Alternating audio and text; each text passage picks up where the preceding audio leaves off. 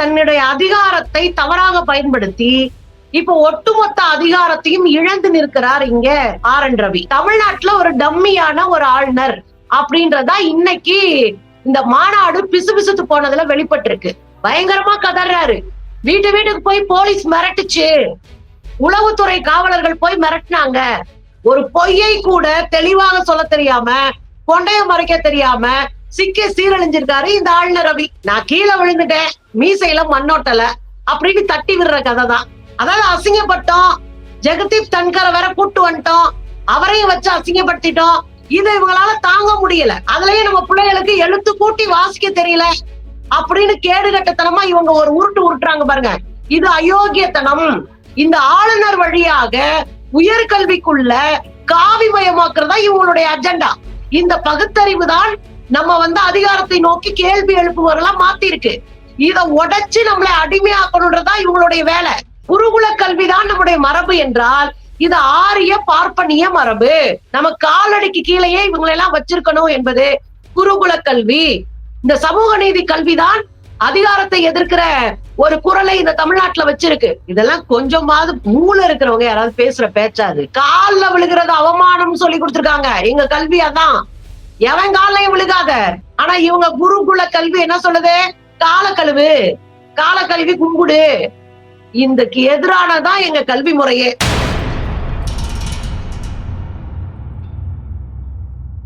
மைச்சென்னை 360 தோழர்களுக்கு வணக்கம். இன்று நம்மளுடன் சமூக செயற்பாட்டாளர் சுந்தரவல்லி அவர்கள் இருக்காங்க. அவங்க கிட்ட சமகால நிகழ்வு குறித்து கேட்டு தெரிஞ்சுக்கலாம். அக்கா வணக்கம். வணக்கம் அக்கா, இன்று ஊட்டியில ஆளுநர் ஆர்.என். ரவி துணைவேந்தர்கள் மாநாடு கூட்டி இருந்தாரு. மாநில அரசு கட்டுப்பாட்டுல இருக்கக்கூடிய எந்த ஒரு பல்கலைக்கழக துணைவேந்தர்களும் போகல அப்படின்ற ஒரு சூழல் இருக்கும் போது இதை எப்படி பார்க்கறீங்க? ஆளுநர் ஆர்.என். ரவி தொடர்ந்து இந்த மாதிரி போட்டி அரசாங்கம் நடத்துறது எப்படி எடுத்துக்கிறது? இது ஆளுநர் ரவி அவர்களுக்கு தமிழ்நாடு அரசு கொடுத்திருக்கிற ஒரு நல்ல பதிலடி, தமிழ்நாடு கொடுத்திருக்கிற ஒரு பதிலடின்னு பாக்குறேன். ஏன்னா தன்னுடைய அதிகாரத்தை தவறாக பயன்படுத்தி இப்ப ஒட்டுமொத்த அதிகாரத்தையும் இழந்து நிற்கிறார் இங்க ஆர்.என். ரவி. அதைத்தான் நம்ம இப்ப பாக்குறோம். மொத்த அதிகாரத்தையும் இழந்துட்டாரு இன்னைக்கு ரவி. இன்னைக்கு ஆளுநராக அவர் வெட்டியா உட்கார்ந்து ஓரமா வேடிக்கை பார்க்க வேண்டியதுதான். ஆனா பல்கலைக்கழகத்தினுடைய வேந்தராக யார் இருக்காங்க அப்படின்னா முதலமைச்சர் அப்படின்றது எல்லாருக்கும் தெரியும். அப்படி இருக்கும் போது இல்ல, அவர் துணைவேந்தர்களை மட்டும்தான் நியமிக்கிற அதிகாரம் இருக்கு, நான் தான் வேந்தர் அப்படின்னு சொல்லிட்டு திரிஞ்சாரு. ஆனா அந்த திரிஞ்சதுல ஒரு அடி விழுந்திருக்கு. என்ன மாதிரி அடி அப்படின்னா, நீங்க வேந்தரும் கிடையாது, ஒண்ணும் கிடையாது, தமிழ்நாட்டுல ஒரு டம்மியான ஒரு ஆளுநர் அப்படின்றதா இன்னைக்கு இந்த மாநாடு பிசுபிசுத்து போனதுல வெளிப்பட்டு இருக்கு. 41 பல்கலைக்கழகங்களுக்கு அழைப்பு விடுத்து வெறும் 8 பேர் போய் உட்கார்ந்து இருக்கிறாங்க. அதுவும் தனியார் பல்கலைக்கழகத்தினுடைய துணைவேந்தர்கள். ஒன்றிய அரசு நடத்தக்கூடிய மத்திய பல்கலைக்கழகத்தின் துணைவேந்தர்களை தவிர தமிழ்நாடு அரசின் கீழ் இயங்கக்கூடிய துணைவேந்தர்கள் யாருமே போய் கலந்துக்கல. இது மிகப்பெரிய ஒரு அவமானகரமாக அமித்ஷா கும்பலுக்கு, மோடி கும்பலுக்கு, அவங்களுடைய ஏஜென்டா இருக்கக்கூடிய ரவிக்கு வந்திருக்கு. அதனாலதான் அவர் கதறாரு, பயங்கரமா கதறாரு. வீட்டுக்கு போய் போலீஸ் மிரட்டுச்சு, உளவுத்துறை காவலர்கள் போய் மிரட்டினாங்க, போலீஸ் ஸ்டேஷனுக்கே கூட்டிட்டு போய் மிரட்டினாங்க. நேத்து ராத்திரி 12 மணிக்கு கதவை தட்டி, நடுராத்திரியில கதவை தட்டி மிரட்டினாங்க என்றெல்லாம் சொல்லி இருக்கிறாங்க. எனக்கு ரொம்ப சிம்பிளா சின்ன குழந்தை கூட கேட்கிற ஒரு கேள்வி இருக்குங்க. இன்னைக்கு காலையில 12 மணிக்கு மாநாடுனா நேத்து காலையிலயோ நேத்து மத்தியானமோ கிளம்பி இருப்பாங்க. கிளம்பி இங்க ரெஸ்ட் எடுத்துட்டு காலையில கிளம்பி இங்க மாநாட்டுக்கு வரணும். அப்ப நேத்தே கிளம்பி இருக்க வேண்டியவங்க ஏன் கிளம்பல? நேத்து ராத்திரி 12 மணிக்கு கதவை தட்டி மிரட்டுற வரைக்கும் வீட்டுல படுத்திருந்தாங்கன்னா அவங்க வரமாட்டேன்னு நினைச்சிட்டு தானே படுத்திருப்பாங்க. ஒரு பொய்யை கூட தெளிவாக சொல்ல தெரியாம, கொண்டைய மறைக்க தெரியாம சிக்கி சீரழிஞ்சிருக்காரு இந்த ஆளுநர் ரவி. இது ஆளுநரினுடைய மிகப்பெரிய தோல்வியை காட்டுது. இல்ல, ஆளுநர் ஆர்.என். ரவி தான் சொல்றாங்க, பல பேர் மிரட்டப்படுறாங்க, அதனால அது எனக்கே அவங்க போன் பண்ணி சொன்னதுனால நான் தான் பெருந்தன்மையிடம், உங்களுக்கு உங்க குடும்பம் முக்கியம், அதனால நீங்க வர வேண்டாம், நான் தான் பெருந்தன்மையா ஒத்துக்கிட்டேன் அப்படின்னு சொல்லி இருக்கிறாரு. இல்ல, அது நான் கீழே விழுந்துட்டேன், மீசையில மண்ணோட்டல அப்படின்னு தட்டி விடுற கதை தான். நீங்க ஆளுநரை கூப்பிட்டு நான் வராது காரணம் அப்படின்லாம் சொல்ல முடியாது. யாரு ஹையர் அத்தாரிட்டி? இன்னைக்கு பல்கலைக்கழகங்களினுடைய ஹையர் அத்தாரிட்டி யாரு? வேந்தர் யாரு? முதலமைச்சர். அப்ப யாருடைய ஆர்டருக்கு ஒபே பண்ணணும்? வேந்தருடைய ஆர்டருக்கு ஒபே பண்ணணும். 2022 இருந்து நீங்க கூட்டம் நடத்துனீங்க. அன்னைக்கு நீங்க வேந்தரா இருந்தீங்க. அதனால எல்லாரும் வந்தாங்க. மாநில அரசை கூட அவங்க கண்டுக்கவே இல்லை. இந்த மாநாட்டுல கலந்துகிட்டாங்க. ஆனா இன்னைக்கு மாநில அரசு தான் தலைமை பொறுப்பு, முதல்வர் தான் வேந்தர் அப்படின்ற ஒரு இடத்துக்கு வரும்போது எங்களுக்கு யார் தலைமை பொறுப்புல இருக்கிறாங்களோ அவங்க சொல்றதுதான் நாங்க கேட்கணும். ஏன்னா போன வாரம் தான் முதலமைச்சர் தலைமையின் கீழே இந்த உயர்கல்வியை எப்படி செழுமைப்படுத்துவது, உயர்கல்வி எப்படி இன்னும் வளர்த்தெடுப்பதுன்னு மீட்டிங் போட்டிருக்கிறாங்க. அதுக்குள்ள நீங்க ஒரு போட்டி மீட்டிங் நடத்துனீங்கன்னா அது என்ன மாதிரியான நியாயம்? முதல்ல உங்களுக்கு யார் அந்த ரைட்ஸ கொடுத்தது? முதல்ல உங்களுக்கு அந்த ரைட்ஸ் இருக்கா அப்படின்னு கேள்வி இருக்குல்ல. அப்ப இயல்பாகவே எனக்கு ஹையர் அத்தாரிட்டி, எனக்கு புரோட்டோகால் பிரகாரம் முதலமைச்சர்னா அவர் சொல்றதுதான் சாதாரணமா கேட்பாங்க. அதுல போய் மிரட்ட வேண்டிய அவசியமோ தேவையோ அரசுக்கு இல்லை. அதனால இதெல்லாம் உருட்டி விடுறது. அதாவது அசிங்கப்பட்டோம், ஜெகதீப் தன்கரை வேற கூட்டு வந்துட்டோம், அவரையும் வச்சு அசிங்கப்படுத்திட்டோம். சோ இந்த அசிங்கத்துல இருந்து நம்ம தப்பிக்கணும்னா என்ன பண்ணலாம்? இப்படி எதையாவது ரெண்டு உருட்டி விட்டு தனக்கு தானே ஆறுதல் தேடிக்கிறதானே ஒழிய இது வேற ஒண்ணும் இல்ல. இன்னொரு விஷயம் வந்துட்டு இன்னைக்கு அந்த மாநாட்டுல பேசும்போது ஆர்.என். ரவி தமிழ்நாட்டு கல்வியோட நிலைமை வந்து ரொம்ப மோசமா இருக்குது, குறிப்பாக வந்து அரசு பள்ளி மாணவர்களுக்கு வந்துட்டு ஒரு எழுத்த கூட கூட்டி படிக்க முடியல. ஏற்கனவே இது அண்ணாமலை மோகன் சொன்ன அந்த ஏசார் ரிப்போர்ட் அதையே எடுத்துட்டு வந்து திரும்ப திரும்ப பேசுறாரு. இது எப்படி எடுத்துக்கிறது? இது தமிழ்நாட்டை அவமானப்படுத்துற வேலைதான். இந்தியாவுல கல்வியில 2வது இடத்துல தமிழ்நாடு இருக்கு. அதிலும் பெண் கல்வியில முதல் இடத்துல நம்ம இருக்கோம். தமிழ்நாட்டினுடைய கல்வி சூழல் என்பது மிகப்பெரிய அளவுல வளர்ந்திருக்கு. நம்ம மருத்துவத்துல வளர்ந்திருக்கோம், பொறியியல்ல வளர்ந்திருக்கோம், தொழில்நுட்பத்துல வளர்ந்திருக்கோம். தமிழ்நாட்டுல படிச்ச பிள்ளைங்க இங்க இருக்கு இஸ்ரோல இருந்து அத்தனைக்கும் தலைவரா இருந்திருக்காங்க. தமிழ்நாட்டுல படிச்சவங்க உலகம் பூரா சிஇஓவா இருக்காங்க. தமிழ்நாட்டினுடைய கல்வி இருமொழி கொள்கை இந்த மக்களை உயர்த்தி பிடித்து படித்தவர்களாக, கல்வி அறிவு பெற்றவர்களாக மாற்றி இருக்கு. இது இவங்களால தாங்க முடியல. அதுலயே நம்ம பிள்ளைகளுக்கு எழுத்து கூட்டி வாசிக்க தெரியல அப்படின்னு கேடுகட்டத்தனமா இவங்க ஒரு உருட்டு உருட்டுறாங்க பாருங்க. இது அயோக்கியத்தனம். நம்ம பிள்ளைய தமிழ் இங்கிலீஷ் மட்டும் படிச்சுட்டு இருக்கல, அவங்க விருப்பப்பட்ட அரசாங்கத்திட்ட கோரிக்கை வச்சா அரசு பள்ளி மாணவர்களுக்கு பல மொழிகளை கற்றுக் கொடுக்கிற வாய்ப்பையும் இந்த அரசு உருவாக்கி இருக்கு. அப்போ பள்ளி கல்வி பயங்கரமா வளர்ந்திருக்கு. பள்ளி கல்வியில பயங்கரமா அடுத்தடுத்த கட்டத்துக்கு நம்ம வளர்ந்துட்டு இருக்கிறோம். இன்னும் சொல்ல போனா காலை உணவு, மதிய உணவு, இலவச யூனிஃபார்ம்ல இருந்து நம்ம அவங்க கொடுக்கிற கம்ப்யூட்டர்ஸ் வரைக்கும் மாதம் 1000 ரூபாய் உயர்கல்வி குழந்தைங்களுக்கு கொடுக்கறதுல இருந்து எல்லாமே கல்வித்துறையை மிகப்பெரிய அளவுல உயர்த்தி இருக்கு. இதை உடைக்கணும். இதுதான் அவங்களுடைய திட்டம். நான் கேக்குறேன், உங்களுக்கு வந்து உயர்கல்வி குறித்த அக்கறை இருந்தா 6 யூனிவர்சிட்டிக்கு வைஸ் சான்சலரே போடல, துணைவேந்தர்களையே போடல 6 பல்கலைக்கழகத்துக்கு.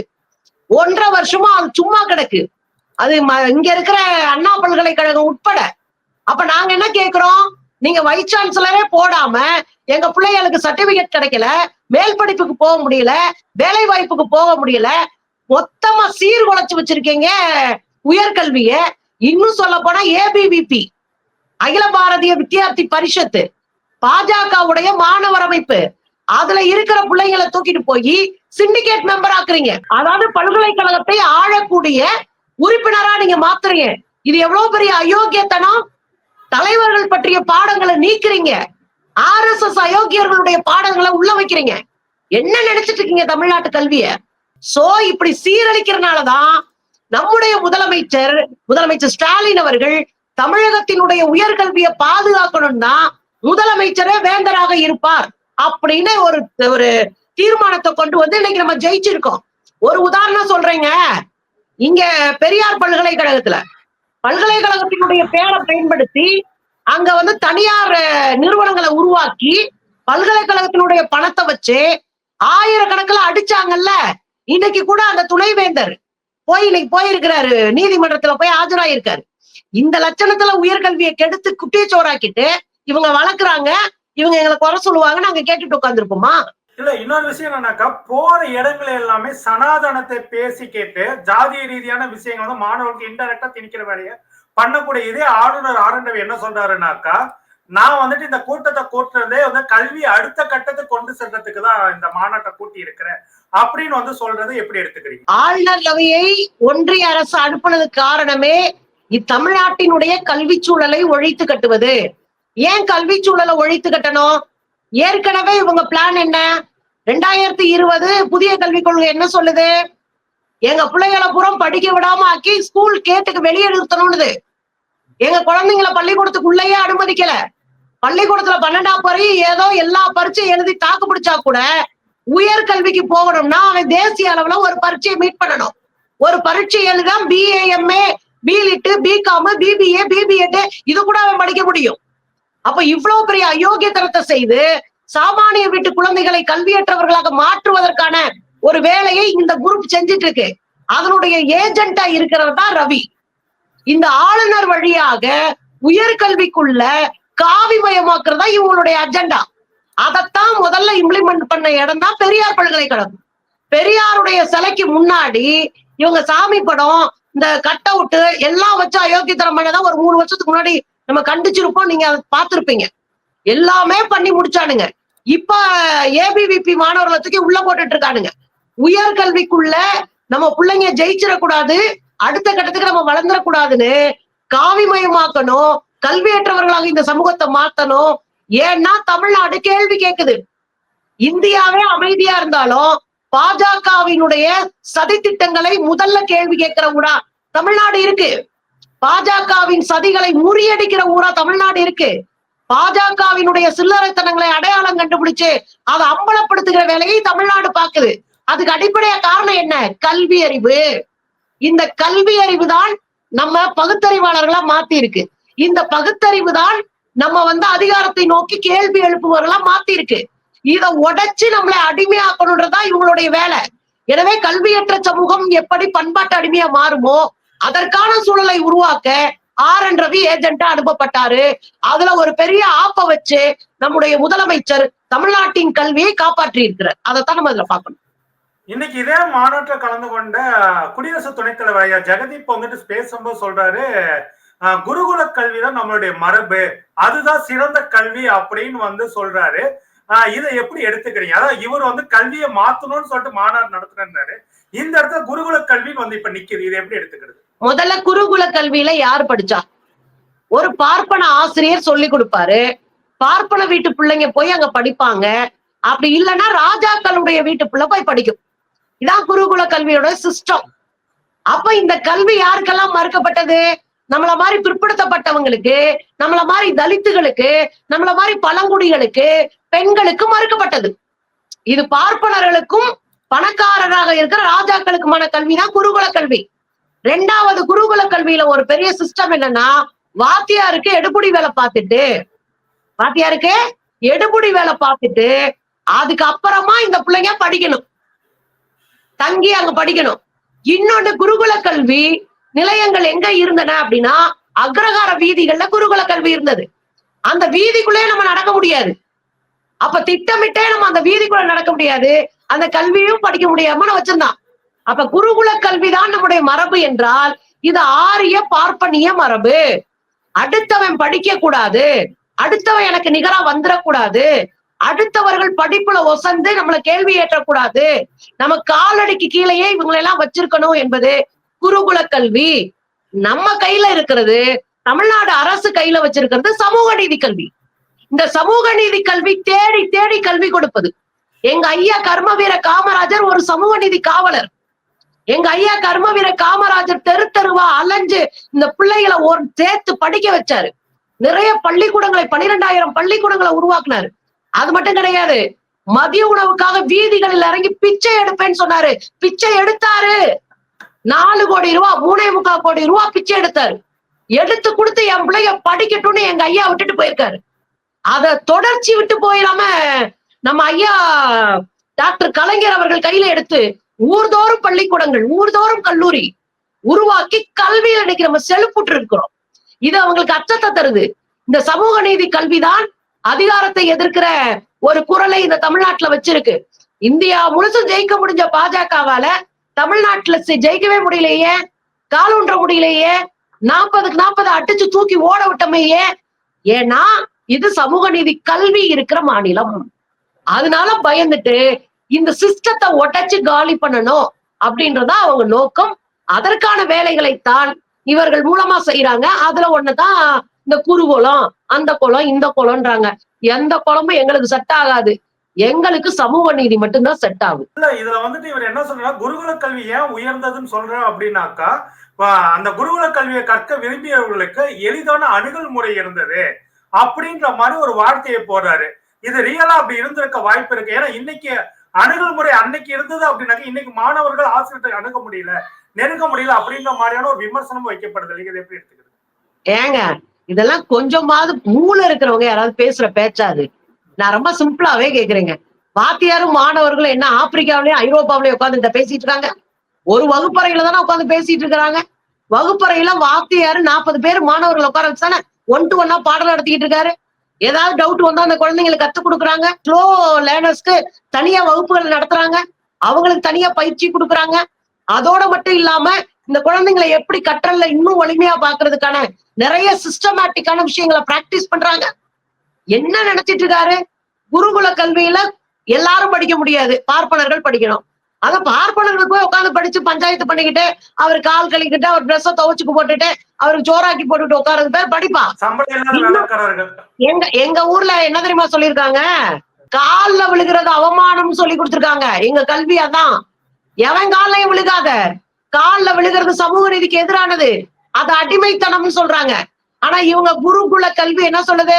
கால கழுவு, கால கழுவி கும்பிடு. இதுக்கு எதிரானதான் எங்க கல்வி முறையே. அதனாலதான் இந்த கும்பல் பயப்படுது. எனவே எளிய அணுகல் முறை அப்படின்றது எங்க சமூக நீதி சிஸ்டத்துலதான் இருக்கு. எங்க பரீட்சை எழுத ஒருத்த வரலங்க, ஹெட்மாஸ்டர் வீட்டுக்கே போய் அந்த பையனை புடிச்சிட்டு வந்து பரீட்சை எழுத வச்சிட்டு இருக்காரு. எதுக்கு? டேய் அந்த 8ஆப்ப பாஸ் பண்ணி முடிச்சிருடா, 10ஆப் முடிச்சிருடா அப்படின்னு வாத்தியார்கள் வீட்டுல போய் மாணவர்களை கூட்டிட்டு வந்துட்டு இருக்காங்க. ஒருவேளை அந்த பிள்ளை தவறி போய் ஏதோ பரீட்சைக்கு போய் ஏதோ வேலை வெட்டிக்கு போய் அந்த பிள்ளை படிக்க முடியாம போச்சுன்னா உடனே தேர்வை வச்சு உடனடியா அவன் பாஸ் பண்ணி எல்லாரோடையும் சேர்ந்து அடுத்த கிளாஸ் போறதுக்கான வாய்ப்பை நாங்க உருவாக்கி வச்சிருக்கோம். அதோட மட்டும் இல்ல, கணினி பயிற்சி. நீ உனக்கு பணக்கார பள்ளிக்கூடத்துல படிக்கிற பிள்ளைய கம்ப்யூட்டர் படிக்குதுங்களா? நீ ஒன்னும் குறைஞ்சவன் கிடையாது, வா உனக்கும் கம்ப்யூட்டர் சொல்லித்தரேன். கம்ப்யூட்டர் பயிற்சி. உனக்கு அடுத்த லாங்குவேஜ் படிக்கணுமா? லாங்குவேஜ்க்கான பயிற்சி. இதை விட என்னங்க கொடுத்துட முடியும்? இன்னும் சொல்ல போனா ஒரு மாட்டு தொழுவத்தை போல வட இந்தியாவுல பள்ளிக்கூடங்கள் இருக்கு. ஒரு மாட்டு கொட்டடி போல இருக்கு. நம்ம ஊருக்குள்ள போய் எடுத்துட்டு வந்திருக்காரு. அவர் வீடியோவே இருக்கு சமூக வலைத்தளத்துல, நீங்க பாக்கலாம். போய் பார்த்தா இதுதாங்க இங்க பள்ளிக்கூடமா அப்படின்னு அவர் அதிர்ச்சியா பாக்குறாரு. அவர் ஏதோ வந்து அவர்கிட்ட பேசி சமாளிச்சு வீடியோ எடுத்துட்டு வந்துட்டாரு. நம்ம பள்ளிக்கூடத்துக்கு பக்கத்துல கூட போய் நிக்க முடியாது. இது வந்து ஸ்மார்ட் கிளாஸ் ரூம் இருக்கிற தமிழ்நாடு. இங்க வந்து உட்காந்துக்கிட்டு அணுகல் முறை பக்காவா இல்ல அவன்ட்டு ஒன்ன இதெல்லாம் உருட்டு. இது நம்மள குறை சொல்றதுக்கு சொல்லிட்டு இருக்கிற ஒரு உருட்டு வேலை. ஒரு ஆளு மேல 145 கட்சி பெண்கள் பாஜக பெண்கள் கம்ப்ளைண்ட் கொடுத்திருக்காங்க. கேசவ விநாயகம் அந்த ஆளு RSS காரன். ஒருத்தர் மேல 142 பேர் வந்து கம்ப்ளைண்ட் கொடுத்தாங்க. இவங்க பேசுறாங்க பேச்சு. அப்புறம் ஒருத்தன் வந்து பூஜை ரூம்ல உட்காந்துட்டு என்னமோ பண்ணிட்டு இருந்தானே. இந்த கும்பல்லாம் பாலியல் சுரண்டலை பத்தி பேசலாமா? இந்தியா முழுதும் பாலியல் சுரண்டலை பக்காவா பண்ணிட்டு இருக்கிற கேடுகட்ட ஒரு கட்சி இந்த கும்பல்.